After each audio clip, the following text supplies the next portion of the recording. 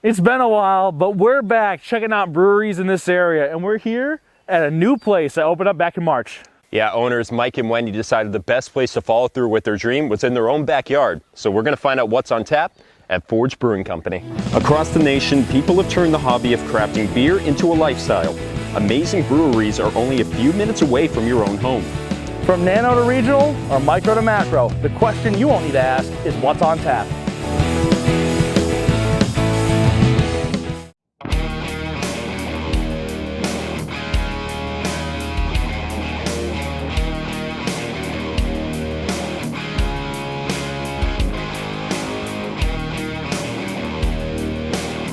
Forge Brewing Company opened up back in March of this year, 2021, and with the support of his wife, Wendy, Mike, who is a long-time long-haul driver, finally parked the truck for good, and now they opened up a brewery right in their own backyard. And with a lot of help from friends around the area, places we've been to, he was finally able to take his home brewing to the next level and open up a brewery. Let's go check it out.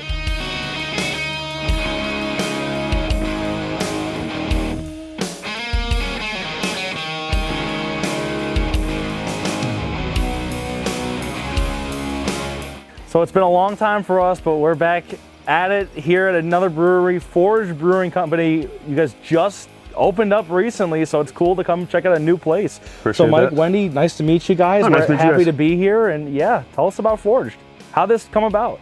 It was a start out home brewing back in 2014. I went to a craft beer tasting on a bachelor party. I just fell in love with, hey, there's better beer out there.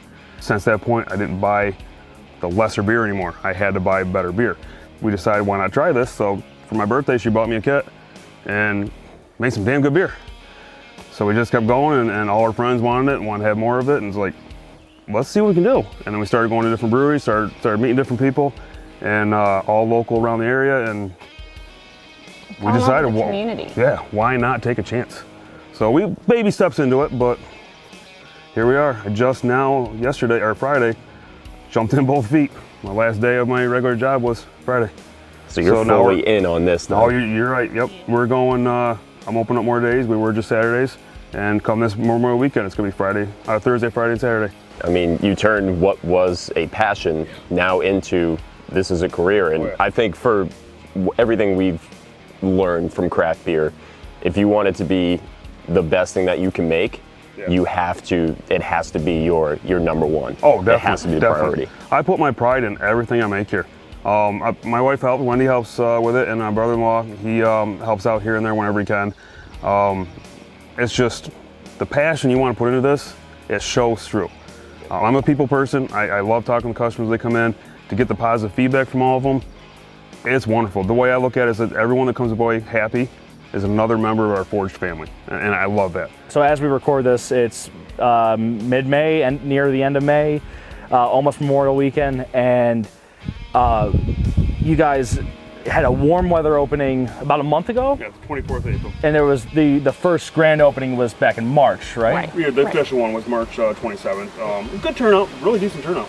We actually had a few other breweries, friends of ours, they had stopped by and hung out here for the day, and I'm very pleased with that. I'm very happy that they chose to do that. Show some support. We've done the same thing for them. That's what I like about this community.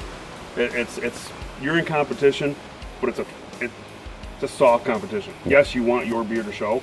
However, you learn from the other breweries. You learn from each other. You collaborate back and forth, and it makes you feel like a family. You want each other to do well. You're not just me. It's about everybody. And you see that a lot through collaborations, or like you said, you'll have people coming in and out of different breweries, just seeing what's going on. What are you guys up to? And we've heard a lot of. Is there anything we can do to help? Yeah. It's everybody. It's a giant family. It's a giant community. By far, one of the coolest things about craft beer, especially in this area. It's such a small area. Yeah. Everybody seems to know each other. It's really cool. The more there are, the more people want to come to the area. The more, just driving down 88 here, it's now every exit has a brewery you can go and visit. Cool. So here is, like, for us, it was exit 7. You just get right off 7 and go right up the road, and a couple miles and you're here. Our address is Bainbridge. It's listed as Coventry Township. And we've heard so many times of, there's a brewery in Coventry? Are you kidding me? I'm a mile down the road, and they're here, and out in the woods. They're here the next 3 weekends in a row. It's like, this is cool. Yeah. And it's you get a pretty good following, and I can't thank people enough. All our customers have become friends, and it's it's just a good feeling. What were some of the beers when you were first brewing that really were like, I got to, I'm sure sharing with friends and family, saying, oh, this one's really good. So what were some of those beers at first where you're like, this is going to get me to start a brewery? Well, actually, my American Ale, Kickback, that's our flagship. That's always going to be here all the time. I made that home brewing. Every time I made it, it always turned out the same every single time. And I played a little bit. I had a little more hops, a second batch or something, or split it and change it just a little bit, see what I could do. And I made that professionally here, and every single time it's come out same flavor, same makeup, same everything. So I've got that pretty on target. So it's our flagship. I made that for the everyday drinker. It's called American Ale for the reason of no matter what your day's like, you can come home, sit back, relax, crack open a cold one, and just relax, kick back.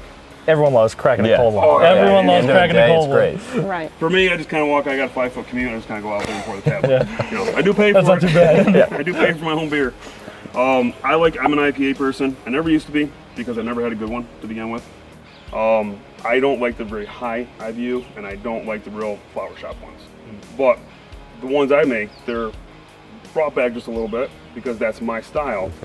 And I don't think I've ever heard anyone call it flower shop. Yeah, no, it's pretty good. I like that. That's clever. That floral burst, and Yeah, it's just for like sure. a little It's bit true. too much. There's a His lot nose like is that. very strong, so something like that really bothers him.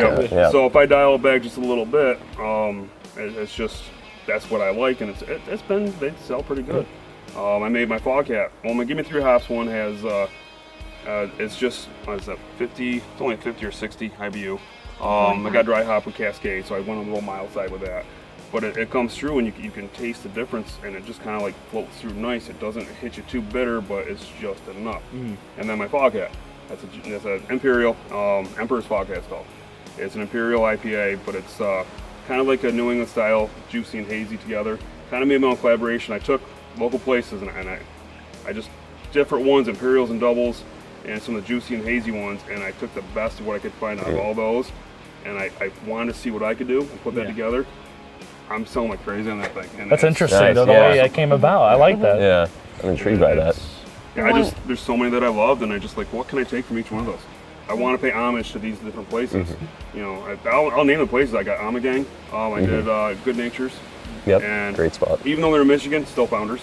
And I love their classic. beer. Yep. And different ones like that, and it's like, what can I do? How can I pay homage to these guys a little bit and what they've done? So I put them together and I came up with my Fog Hat. I hope you guys will taste it. You'll agree. Yeah. I'm excited to try that. Yeah. It's a Any kick sort in of the butt. collaboration. It's a 7.7, so it'll kick in the butt a little bit, but not too bad. Yeah. You talked about your 5-step walk to get your fresh beer. So this is your house. Behind you it. were attached essentially to your house. Yeah. Why was this the spot that you chose to open up? Well, we searched for different places. There's a couple of buildings that came up for sale, some that go for lease, a couple auction spots, and trying to get them, it was a difficult process. And then some of them where we wanted wasn't available, and then another one, hey, that's not bad, but I don't really like where it is. We already have the building half done, so why not add on the money we're going to put into this? We could do that just buying the building downtown. So it's like, all right, well, you go downtown, you're a bar, unless you're out in the country a little bit more. Because we call ourselves, we want to be a destination brewery. So if someone's going to seek us out to spend a couple hours, spend half a day here. We got the good food, we got the beer, got the music going on. No problem spending 4 hours here enjoying your beer. In the country setting, I've always kind of said we're kind of like a country rustic with a modern appeal. So you get your modern side of stuff, but then you can step back and it's like we got rough cut siding. I got reclaimed barn board and pallets inside.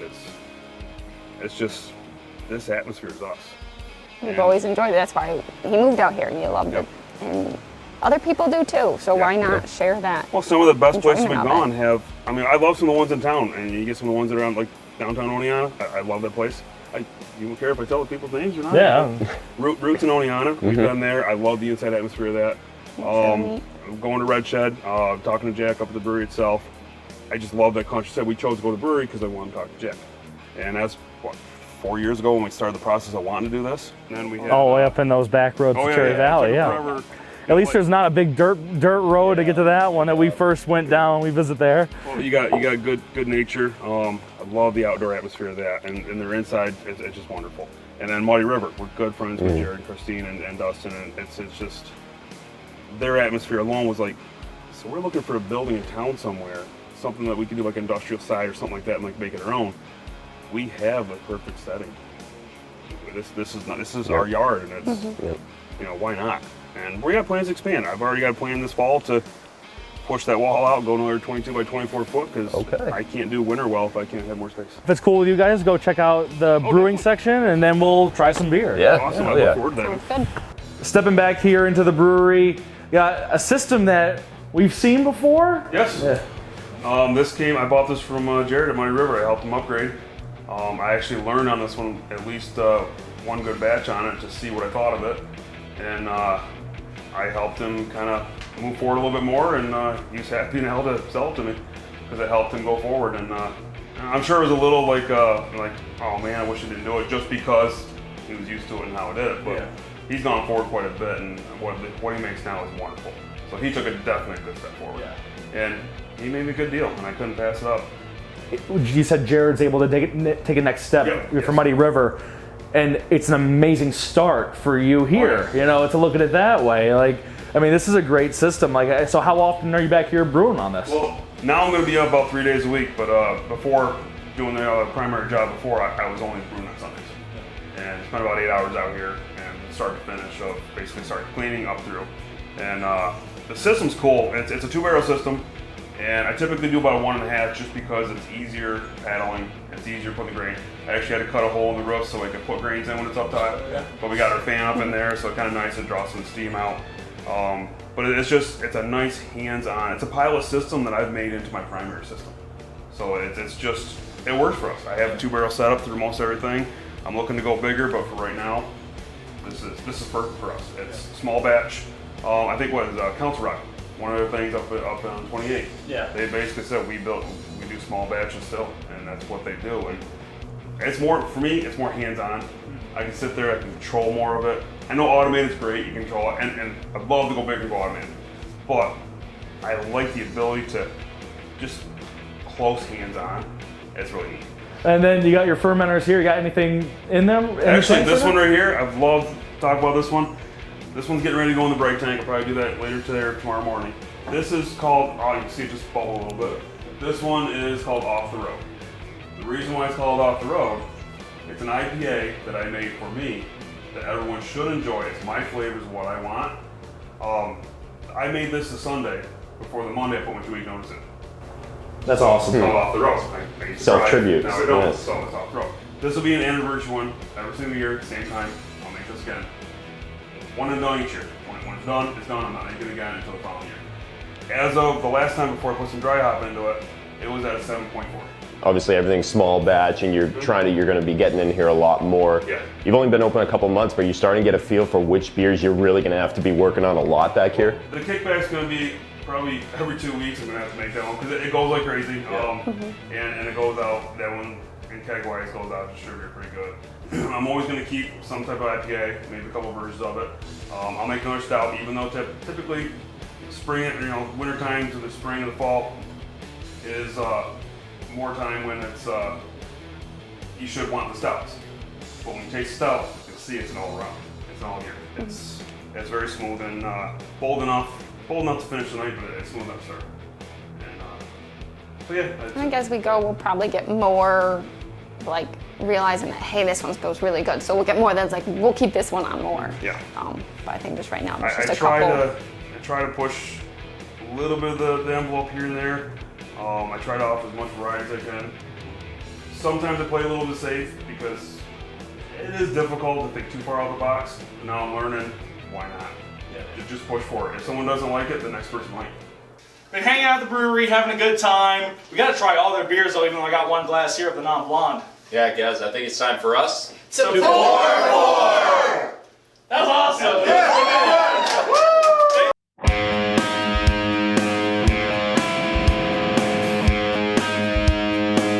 So where are we starting first? First one's American Ale, it's Kickback. Kickback. How about cheers here? Well, Hold on, Cam bring still that moves over. his. Yep. Oh, wow. This was a challenge for me because I had someone once tell me that you make an American ale. There's no such thing as American ale. There's different categories. It's not American ale. I'm like, then you haven't had my American ale. And the distributors in the moment said, what are you talking about? There's no American ale. I said, I know there is. And then they changed mine like, that's an American ale. Tastes like America. I stand behind this very much. There was a lot of flavor in it, and I think that's great. Got some great retention. I'm thinking, though, it's great to this is one of the top sellers here. It's yes, one of them. Like this has everything you're looking for in a craft style, something that you're not going to get anywhere else. And I love there's just malty, hops, everything's right there. It's a perfect, like it's an American ale. This is a great compliment. Never have I ever finished a beer before Erik. That's how good this is. That went down so smooth. That's our second batch because that's the one that we went through our entire first Yeah, batch. I had to make another one, which I'll make another week or two. I'll make again because I need to. Yeah, this is gonna be one you have to keep stocked all the time. The next one you got there is our farmhouse. The idea behind a farmhouse is they use what they had. Yeah. And so for the farmhouse, and hey, there's fruit there. There's this here. I got the barley over there. There's the rye, and you get a little bit of spice notes from it, and it picks up. Yeah, feel it on the finish there. And that rye gives it just a little bit of a haze, but not much. Just a little. Yep. I think this is a good testament beer to how this place runs. Like you said, a lot of this stuff you were using resources that you already had and put it together and being able to have a beer like that. When you see the wood and you see the wood burning, and the outside, the spools, it's a farm feel, and so you got to have a farmhouse style beer. And I mean, this is another one that's it's a nice drinking beer. It's a nice, and even with like rye, I mean, I don't know, I'm not the biggest rye fan, but not beer. I'm talking about bread. I think of rye bread. Well, that's why it's a little ride up. It's about a 10% in the grain bill. There's not a lot, but it's enough to put the spice in. It gives it a great finish to this beer, where you're getting that little bit of spice at the end with it. That's awesome. So this is some cloudy. 7%. And it's my homage to a collaborator, just trying to get different ideas. And Burst Fog had some inspiration from Omegang. Omegang, Neon Rainbow, Annie from Good Nature. Oh yeah, That's a good beer. Yeah, That's a really good beer. And Yeah. then And I went outside. I went to Founders, Michigan beer company. It's the Unraveled. Oh, I don't know if I had that one. Oh, that's wonderful. Yeah. It's a juicy. It's got like a good pear bite to it. Okay. That's where the pear part comes in, and it's try one. For sure. I love all the New York State beers. I really do. I truly try to get as much as I can. But I love Founders. They've got a good niche in what they make. The hops in here are Michigan copper, and I use everything in New York State. Well, I found a hop yard that grows Michigan copper. That's cool. And they're in New York.